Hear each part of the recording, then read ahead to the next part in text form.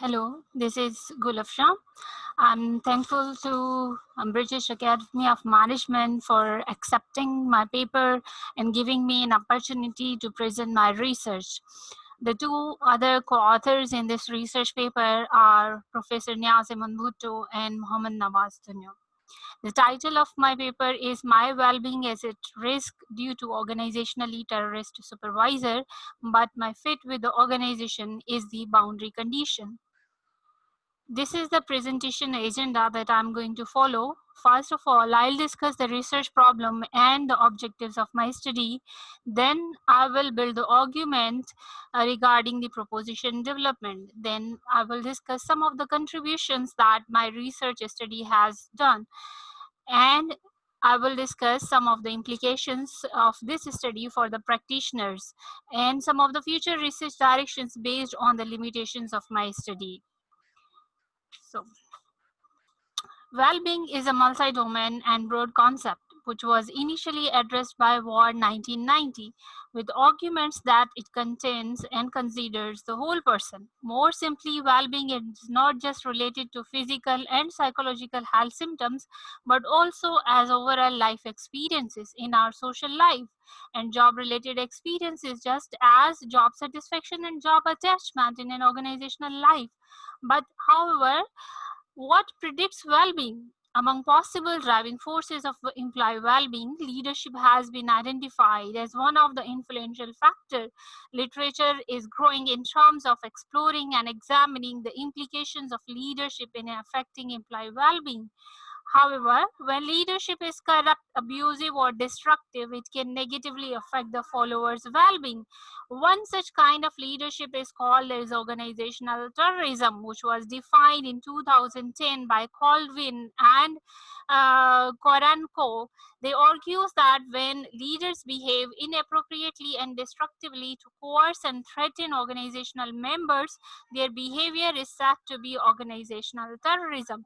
So the first research problem that my research has explored wants to explore is that what is the does the organizational terrorism has an effect on employee well-being. However, this relationship is possible through some underlying mechanism, through underlying processes. And I believe that based on self-determination theory, which I wanted to explore, that whether perceived supervisor fit explains the mediating relationship between organizational terrorism and employee well-being. And no relationship is possible without any boundary conditions. So, in order to explore the boundary conditions that may strengthen or weaken this relationship, we wanted to explore whether perceived organization fit may play the role of buffering the negative relationship between organizational terrorism and employee well-being. So as I said that we are discussing about the negative leadership behavior, which is organizational terrorism. So it is very critical, very important for organizations to understand what predicts workplace well-being and how it can be enhanced, and particularly from the leadership perspective, if it is predicted by leadership and if that leadership is negative, maybe in the form of abusive supervision, maybe in the form of organizational terrorism, or maybe in the form of any other negative behaviors that is restraining, that is weakening workplace well-being among the employees. So literature based on the importance of leadership in employee well-being, leadership is growing in terms of exploring and examining the implications of leadership in affecting the employee well-being, and we can see the various recent literature on that. However, as I said that when this relationship exists, how this relationship is exist is through a mediating mechanism or through underlying processes based on self-determination theory. I have proposed that perceived supervisor fit may occur when employee perceives similarity between their supervisors and their own personality, values, and attitudes. So based on the underlying mechanism of utilizing perceived supervisor fit as a mediating mechanism with the help of self-determination theory, I have proposed this research model, wherein the first proposition talks about the negative relationship between organizational terrorism and employee well-being, where when employee perceives that supervisor is abusive, is corrupt, and contains many negative behaviors which are in the self-interest of the supervisor, but is affecting negatively to the employee in terms of well-being. So we propose that organizational terrorism will have a negative relationship with the employee well-being. However, this relationship will be mediated through the person supervisor fit. This is possible.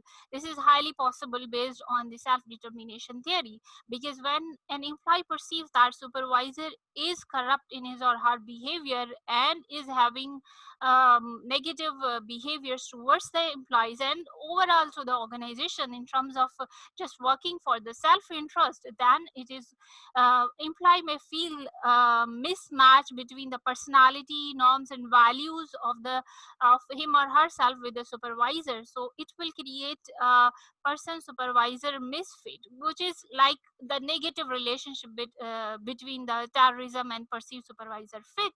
So it is a lack of fit between the supervisor and the employee. However, this relationship will even be more strong when employees perceives low perceived organization fit, because it is highly possible that I'm not feeling a match between my values and personality and the supervisor's values and personality. However, the organization is very supportive. Organization has a prestige, has a positive image in the environment in which it is operating. So I have a fit and match with the organization values and personality and image.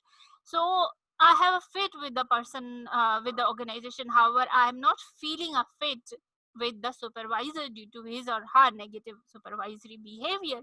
So we have proposed that when perceived organization fit is low, this relationship will be more this relationship will be weaker for the will be more strong for the low person organization fit. However, if person organization fit is high, this relationship will be weakened. It means the employee well-being will not be affected as much as in case of low perceived person organization fit. So from this proposed research model, we by proposing this proposed research model, we have contributed to the research by extending the existing literature on organizational terrorism, which is very limited, because I have found only 2 studies who have talked about organizational terrorism and internal terrorists in the form of supervisor or the management. So we have provided a fresh insight into this emerging concept which has not been studied a lot. And this is the first study which we believe is has proposed the effect of organizational terrorism on employee well-being, because the two of the studies that have talked about organizational terrorism, they have talked in general, and specifically we have proposed the relationship between organizational terrorism and employee well-being. So it has major implications for the organizational members. Moreover, we have responded to some of the research calls, because proposed by Edward and Bilsbury in 2010 and Christoph Brown et al. In 2005, they have said that their person supervisor fit is very unexplored area among other fit elements such as person environment fit, person co-worker fit, person organization fit. So person supervisor fit is an unexplored area, and there is a need for more research. So we have actually contributed to this research call by exploring person supervisor fit as a mediating mechanism. So some of the implications of this study that we talked about, the leadership role of leadership is highly important for employees performance, employees well-being. So when it is a negative leadership, of course it is going to affect, but how the organizational terrorism is affecting employee well-being has proposed some of the implications for the leadership literature. So for the practitioners in the organization, So organizations should take into account and identify the supervisors, the managers who are having a negative leadership behavior, and there is a need to counsel them, there is a need to train and develop them, there is a need to identify and do that.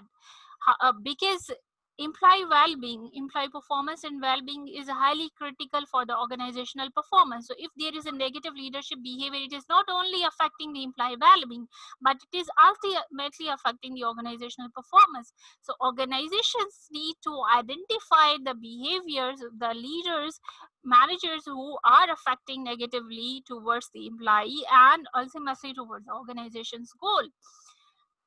Then we talked about person supervisor fit, person organization fit, and we saw that person organization fit and person supervisor fit are very critical for the organization, for the employees, because when there is a match, there is going to be a positive outcomes for that. But if there is a mismatch between the supervisor and employee, or with the organization and employee, or with the co-workers, among the co-workers, it is going to hurt the organizational performance. So perception of fit is highly important because it motivates employees to invest in their jobs and become engaged in their work, as in the case of person organization fit we saw.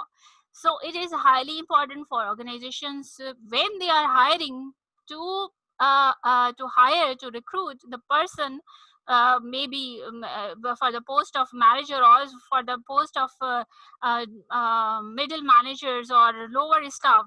They should take into account whether their values and personality matches with the organization's goals and values and the personality. So it is highly critical, otherwise it is going to affect the organizational performance in the long run. Some of the future research direction based on the limitations of my study, as we have suggested a conceptual framework based on self-determination theory. The theoretical framework has been designed, which has given some of the propositions. However, by testing these propositions through empirical analysis will give a better insight into this issue, into this topic. Research has also talked about the dynamic characteristics of fit variable. It is highly possible that for now I'm not feeling a match, or I'm feeling a match between me and my organization. However, maybe with the passage of time, my fit with the organization may not remain as it is now. Maybe, for example, if I have grown up in that organization in terms of training and development and advancement in my career, and I'm looking for more opportunities and advancements, but if my organization is not up to that mark, and that is not being provided to me, then I may not feel the perceived organization fit.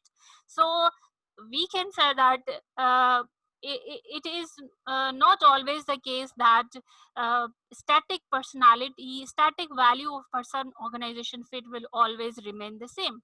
So it can change according to the based on the dynamic characteristics. Leadership role, negative leadership is not only affecting the workplace well-being, but it is going to affect the family roles of a person, of an employee as well, because there is there is a high possibility that the employee who is not feeling well at the organizational place is going to not to feel well at the work at his or her home as well. So it means it is a spillover effect from the work to the non-work. So organization need to take into account this thing as well, because this is employee well-being is about the whole person, so it is not just about the workplace. So it is going to affect the negative leadership behavior, is going to affect the family roles as well. We have explained the relationship with the help of self-determination theory. Future researchers can look for other mediating mechanism to explain through some other theories. Maybe social exchange theory can be used, because when you perceive the negative behaviors, you are going to reciprocate the same to the organization, to the supervisor. So this is also possible. So this was all about my research. Thank you so much for your time and attention. Thank you so much.